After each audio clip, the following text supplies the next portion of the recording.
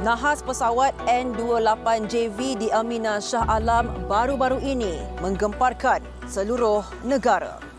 Tragedi itu turut merangkut 10 nyawa termasuk 2 orang awam yang sedang melalui kawasan yang sama. Menurut Ketua Polis Selangor, proses pengecaman mangsa dikatakan sukar namun berjaya dipercepatkan. Saksikan perinciannya dalam laporan khas tragedi pesawat N28JV disediakan wartawan Arisha Khalif.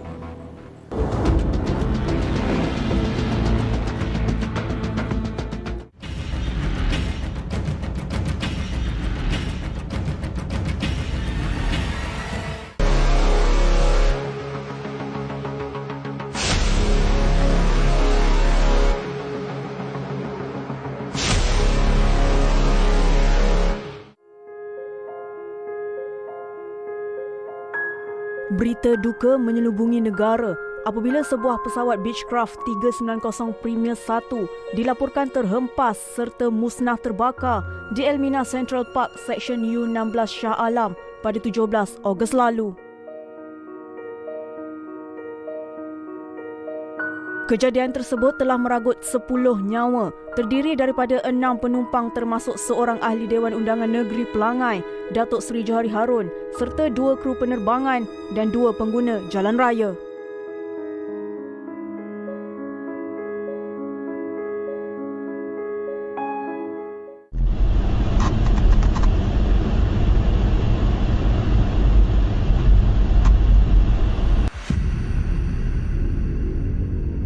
Menurut pihak berkuasa penerbangan awam Malaysia, CAAM, pesawat N28JV tersebut telah berlepas dari lapangan terbang antarabangsa Langkawi pada jam 2.08 petang dan dijadualkan mendarat pada jam 2.48 petang di lapangan terbang Sultan Abdul Aziz Shah Subang.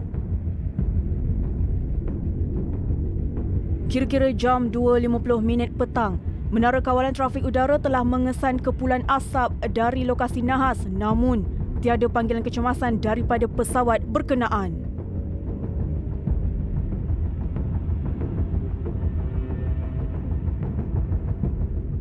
Pada minit-minit terawal kejadian, apabila terhempas, kita terima panggilan daripada seorang anggota bomba yang kebetulan berada di lokasi kejadian.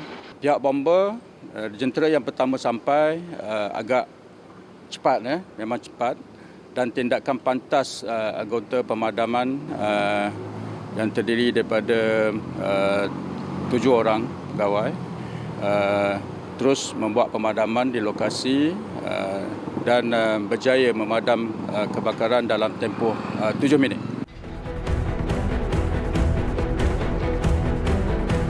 Seramai 63 anggota bomba dan 2 jentera telah digerakkan dari Balai Bomba dan Penyelamat Kota Anggerik Shah Alam ke lokasi kejadian.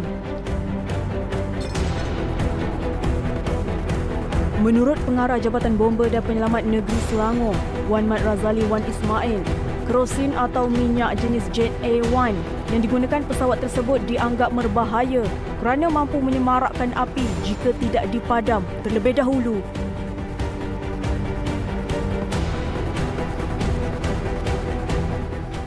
Tindakan pantas daripada anggota-anggota pemadaman sangat penting dalam pemadaman api pesawat. Selalunya kita akan menggunakan form untuk menyelimuti kebakaran, tapi kita berjaya dengan pantas dengan menggunakan air daripada tangki jentera. Tambah beliau, walaupun kebakaran pesawat tersebut turut melibatkan sebuah motosikal dan sebuah kereta orang awam, pihaknya berjaya memadamkan api berkenaan secara serentak. Satu jentera yang sampai awal terus membuat pemadaman di lokasi pesawat terhempas itu bersama dengan kenderaan yang dipercayai Nissan Almira ke awal. Terus kita membuat pemadaman serentak dengan motosikal yang berada menggunakan hose rail, alat bantu mula daripada jentera bomba. Dan tindakan pantas anggota-anggota bomba berkenaan telah memadamkan kebakaran sepantas yang mungkin.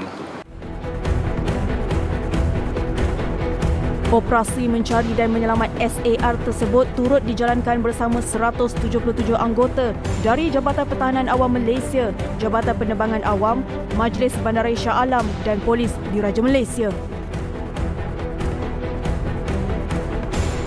Pesawat Beechcraft Premier 1 merupakan sebuah pesawat ringan dengan kapasiti 6 tempat duduk kelas perniagaan yang dihasilkan oleh Division Hawker Beechcraft pada tahun 1995.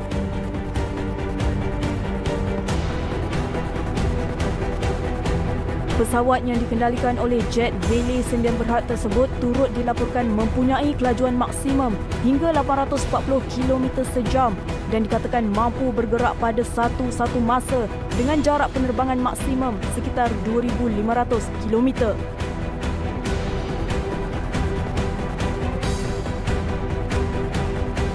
Namun, minggu lalu, nasib malang menimpa pesawat itu apabila sewaktu kejadian berlaku, pihak CAAM mengesahkan tiada panggilan kecemasan atau mayday yang dibuat oleh juruterbang pesawat berkenaan walaupun kebenaran mendarat telah diluluskan oleh pihak Menara Kawalan Trafik kira-kira 2 minit sebelum nahas berlaku.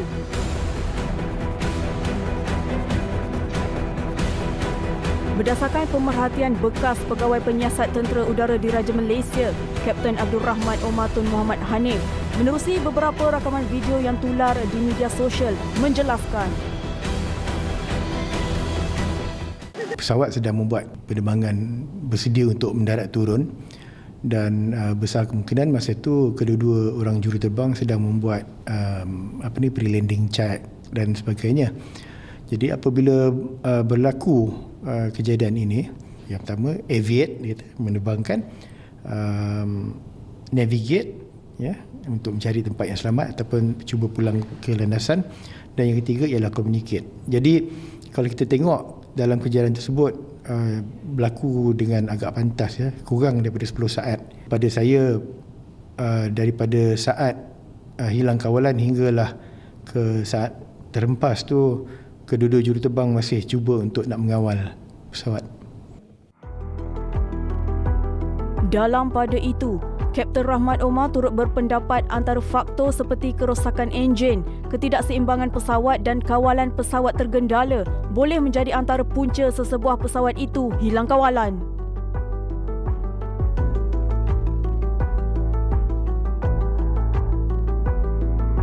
Pada malam kejadian, Biro Kemalangan Udara BSKU berjaya mengesan satu kotak hitam yang dipasang di pesawat berkenaan sekaligus dapat membantu siasatan.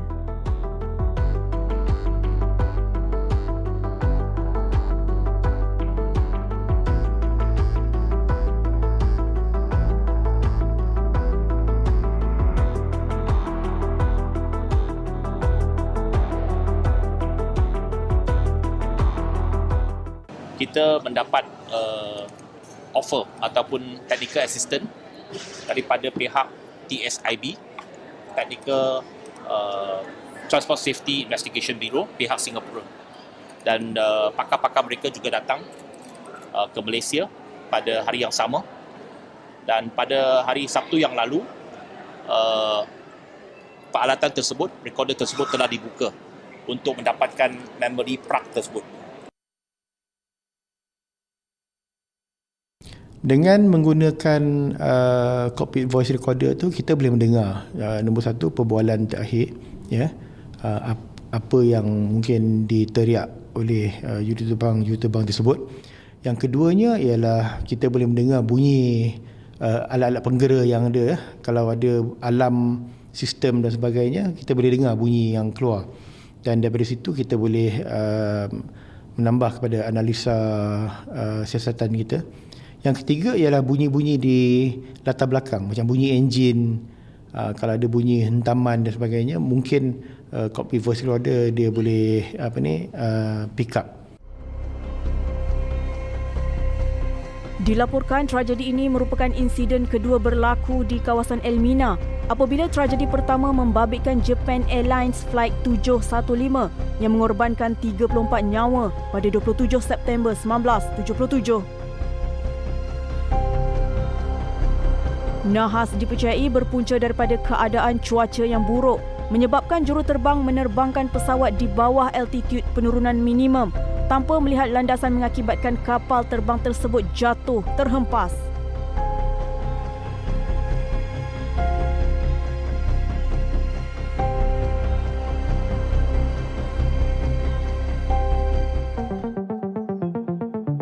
Susulan nahas pesawat N28JV pada Jumaat lalu, persimpangan Elmina ditutup sepenuhnya bagi laluan keluar dan masuk ke kawasan itu dari kedua-dua arah lebuh raya koridor Guthrie sehingga kerja-kerja pembersihan dan siasatan nahas diselesaikan.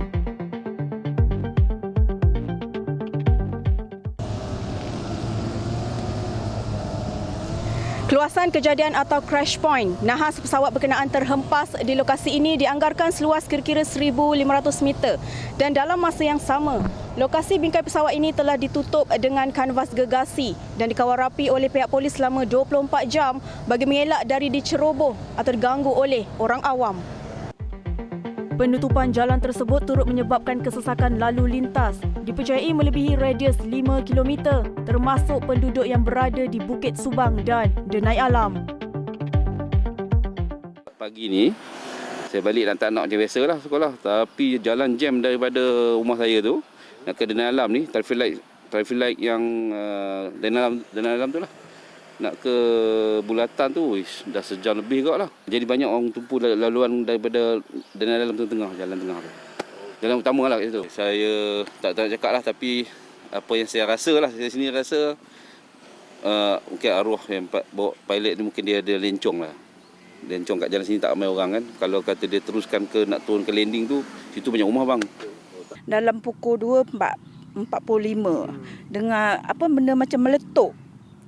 Lepas tu anak cakap, guruh tu mungkin hujan.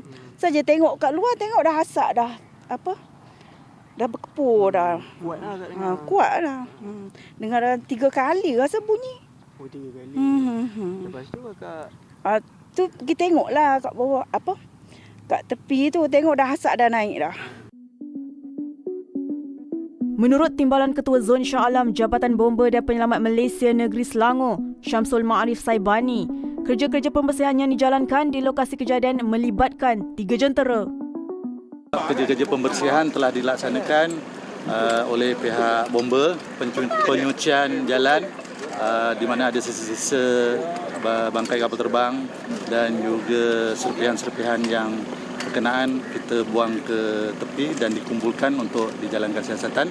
Jadi penyucian dibuat di Jalan Elmina di dua-dua arah, jalan menghala ke Elmina dan juga keluar daripada Elmina. Bagaimanapun, selepas selesai kerja-kerja pembersihan, jalan utama persiaran Elmina dibuka sepenuhnya kepada pengguna jalan raya pada jam 3 petang sehari selepas kejadian.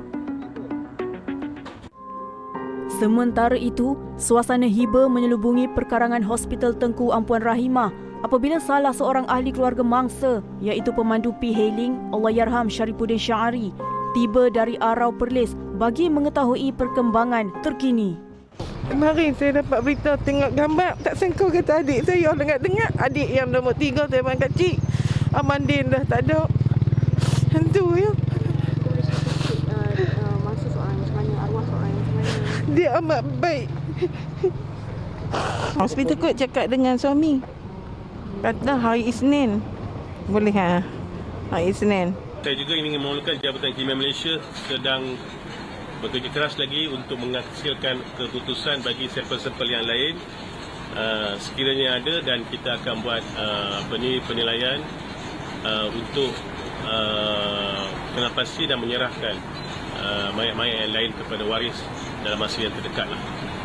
Saya percaya seperti yang kita telah maklum sebelum ini boleh selesai hari Isnin, insya-Allah.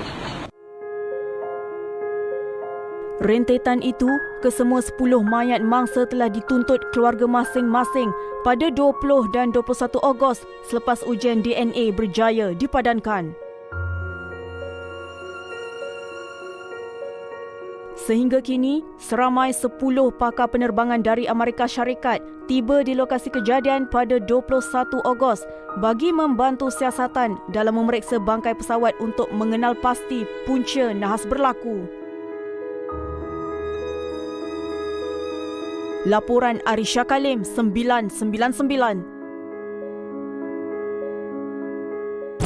Dia periang, dia senyum, dia jenis peramah, dia tak jenis sombong dengan orang lain.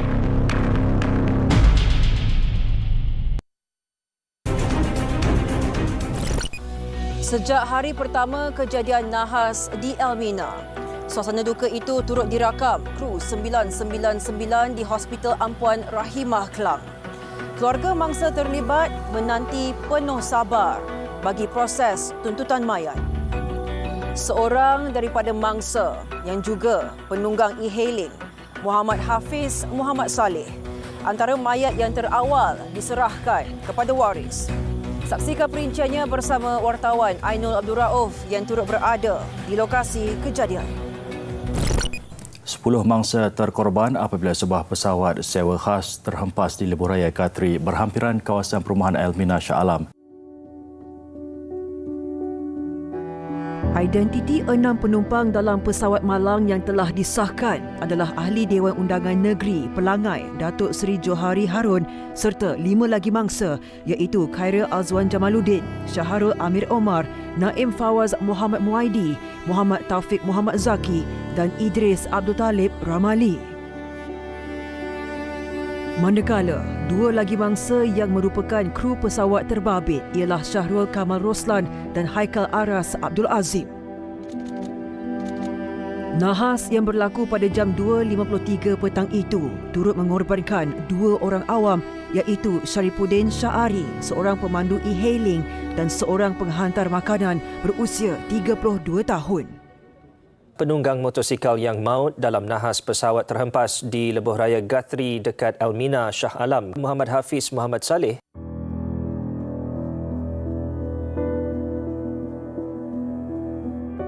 Dalam kejadian nahas pesawat N28JV yang terhempas pada Khamis lalu, seorang penghantar makanan dipercayai sedang bekerja merupakan salah seorang daripada 10 mangsa yang maut dalam nahas terbabit. Kira-kira 5 minit selepas kejadian, seorang pemandu lori bersama rakannya yang kebetulan melalui jalan ini merupakan antara individu terawal yang cuba menyelamatkan mangsa. Bau jatuh depan mata ni. Terhempas ke ni Elmina.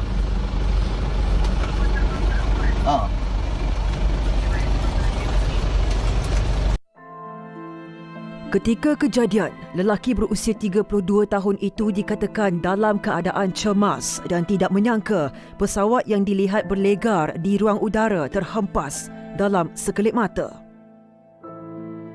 Saya keluar dari lori tu, tengok asap tebal lagi time tu. Saya pun tak sangka kan ada ni rider tu minta tolong. Lepas tu saya cubalah ambil pemadam api dekat lori saya dengan kain, pergi dekat dia. Elok dah pergi dekat dia, tak boleh nak rapat dengan dia sebab motor dia menyala kan api. Lepas tu elok dah saya nak tolong padam api tu kan sebab dia tengah hidup lagi. Saya pun cuba nak rapat, lepas tu meletup lagi motor dia. Lepas tu tengok tak ada meletup apa, saya pergi lah. Pemandu lori berasal dari Sik Kedah ini turut meluahkan kekesalannya apabila pelbagai usaha yang dilakukan ketika itu masih gagal untuk menyelamatkan mangsa. Saya tembak boleh padam sikit je sebab saya punya pemadam api tu tak besar, pendek kecil kan, tak cukup nak padam semua tu. Tekilan gak kita dah nekat kan, ingat boleh selamat dia kan kalau boleh padam api dengan cepat kan.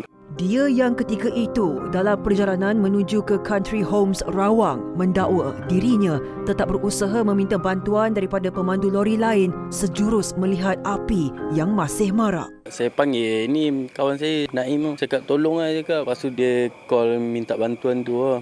Dia orang tak bagi letak sebab nak tahu dekat mana tempat kejadian kan. Kita buat apa yang boleh buat je cakap. Kita orang pun tak boleh nak buat apa. Minta pemadam api yang lori-lori yang lalu kat situ kan. Ada yang expired apa semua. Buatnya boleh corak-corak macam tu lah. Lepas tu bomba yang datang terus tembak yang dia tu padam habis. Pihak Jabatan Bomba dan Penyelamat Malaysia Negeri Selangor turut mengesahkan tindakan lelaki tersebut dalam situasi menyelamatkan mangsa. Semasa pihak bomba sampai, motosikal dan mangsa masih terbakar dan dengan menggunakan alat pemadam api dipercayai daripada orang awam lah, tapi kandungan alat pemadam api itu tidak mencukupi untuk padam. Jadi bantuan daripada Kosrail, daripada jentera bomba itu padam sepenuhnya. Tambah pengarah JBPM Negeri Selangor, Wan Mat Razali Wan Ismail, pihak bomba mengambil masa kira-kira 7 minit sebelum berjaya memadamkan keseluruhan kebakaran di lokasi nahas terbabit. Cukup menyayat hati dari segi penyelamatan mangsa yang sedang terbakar. Pada peringkat awal kejadian, kehadiran anggota bomba tidak boleh membantu kerana tiada alat pemadam api yang dibawa bersama. Itu yang jadi kita cukup sedihlah, rasa sedikit kecewa, ya, terkilan dengan kejadian itu. Tapi selepas kehadiran pertama jentera itu telah alhamdulillah beri semangat dan tindakan pantas anggota bomba, kita dapat padam kebakaran. Mengimbau kembali detik-detik tragis yang dilaluinya, rasa terkilan turut terpahat dalam diri Muhammad Effendi apabila perkongsiannya membantu penghantar makanan tersebut disalahertikan oleh segelintir pengguna media sosial. Ada setengah orang dia cakap betul lah abang saksi kat situ. Saya boleh cakap saya buat yang mana saya mampu lah. Ada setengah orang dia orang minta video yang saya tolong arwah. Takkan saya nak rekod sambil tolong kan. Buat apa saya nak cakap saya yang ni nak jadi hero kat situ. Tak ada pun. Niat saya tak ada macam tu. Saya cuma nak tolong dia je. Dilaporkan kesemua 10 mayat mangsa termasuk anggota tubuh badan yang terpisah berjaya ditemui dan operasi mencari mangsa selesai sekitar jam 10.30 malam pada 17 Ogos yang lalu. Mangsa Allahyarham Muhammad Hafiz Muhammad Saleh merupakan jenazah pertama yang dikenal pasti identitinya oleh unit forensik dan Jabatan Kimia Malaysia menerusi ujian DNA.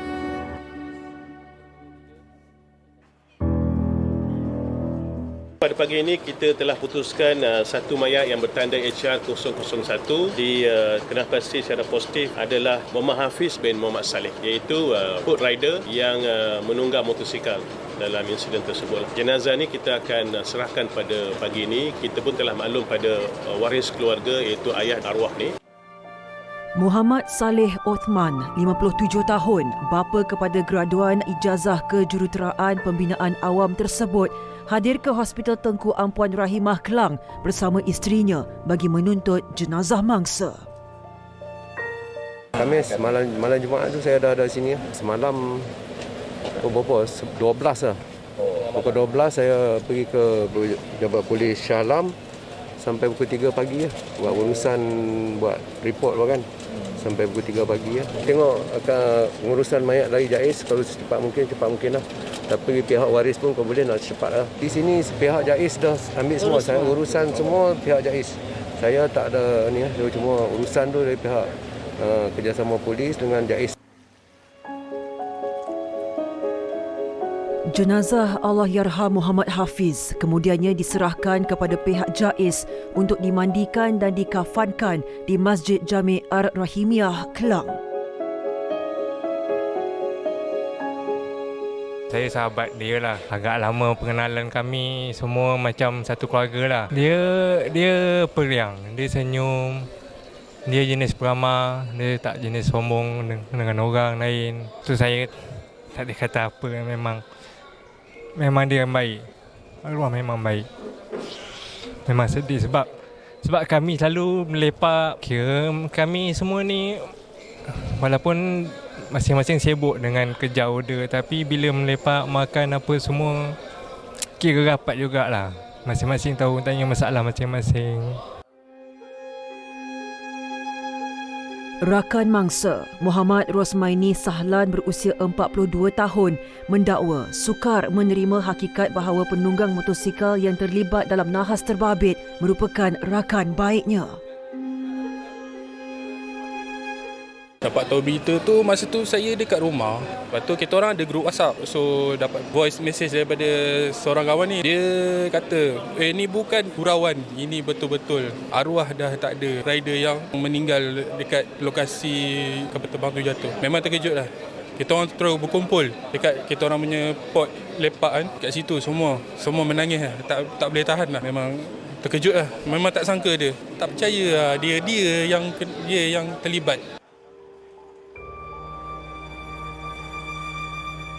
Selain itu, arwah dikatakan sanggup bekerja siang dan malam bagi membantu mengumpul wang perbelanjaan perkahwinan adik perempuannya yang dijadualkan berlangsung pada 26 Ogos 2023. Memang kalau kita datang, dia orang pertama kita tegur. Kita tanya khabar macam mana, order okey ke tak, apa semua kan. Sama-sama kita orang kongsi masalah semua. Tanda-tanda tu ada nampak. Selalu dia periang. Tapi ada dah 2-3 hari tu dia macam senyap. Dia risaulah sebab dia pulun habis-habis bulan ni bantu dari segi kewangan lah. Adik dia nak kahwin minggu depan. Jenazah anak sulung daripada 5 adik-beradik terbabit tiba di kampung halamannya sekitar Sungai Petani Kedah kira-kira jam 3 petang pada 19 Ogos yang lalu.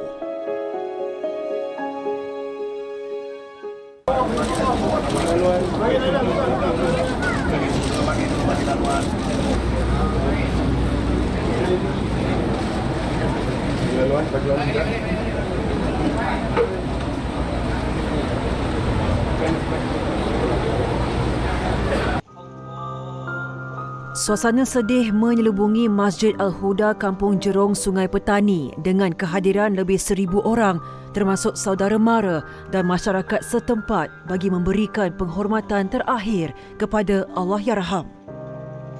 Nur Hidayah Muhammad Saleh, adik kepada Allahyarham, menzahirkan rasa syukur apabila urusan membawa pulang jenazah abangnya dipermudahkan dengan bantuan daripada pelbagai pihak.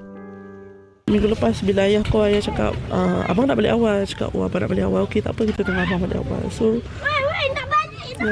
awal betul dia balik. Alhamdulillah, sangat-sangat bersyukur sebab kalau ikutkan daripada semalam last yang ketua polis bagi ucapan yang kata jenazah akan diteruskan pada hari Isnin.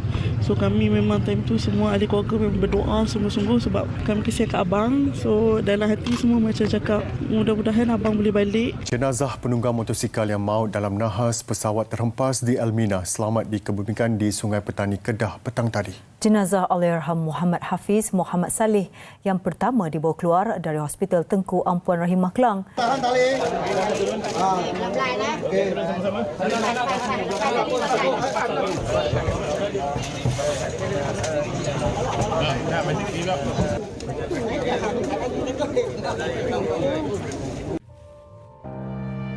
Walaupun sedih menerima berita kehilangan tragis menjelang hari pernikahannya, wanita berusia 30 tahun ini tetap reda dengan pemergian Allahyarham. Saya tak tahu apa kebaikan abang saya yang sampai Allah memudahkan segala-galanya untuk dia kembali dekat Allah.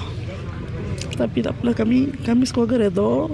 Apa yang dah tertulis, kun fayakun, dah tertulis yang abang pergi dulu. Sebab kalau ikutkan esok abang balik, saya punya majlis angkat nikah hari Ahad ni, hari Jumaat ni. Tapi yalah, Allah lagi sayangkan dia, tak apa, saya reda. Jenazah Allahyarham Muhammad Hafiz Muhammad Saleh selamat disemadikan di tanah perkuburan Islam Masjid Al-Huda, Sungai Petani kira-kira jam 3.45 petang. Saya nak minta maaf lah dekat ahli keluarga kan, sebab tak boleh nak buat yang terbaik untuk arwah tentu. Kalau saya dapat padam api apa semua, bagi tak ada teruk macam tu kan, tu pun dah bersyukur lah untuk diri saya kan. Tapi tu lah, saya minta maaf lah, terkilan lah. Saya duduk seorang-seorang kadang-kadang teringat dekat dia kan. Itu lah, tak boleh nak buat yang terbaik untuk Allah. Perjalanan akhir ke semua 10 mangsa nahas pesawat N28JV pada 20 Ogos lalu diiringi doa daripada seluruh rakyat Malaysia yang turut berduka cita dengan tragedi yang menggemparkan negara. Daripada Jabatan Bomba dan Penyelamat Malaysia Negeri Selangor dan Jabatan Bomba dan Penyelamat Malaysia khususnya merakamkan setinggi-tinggi takziah kepada 10 mangsa kemalangan pesawat di Elmina. Sama-sama kita ucap Al-Fatihah.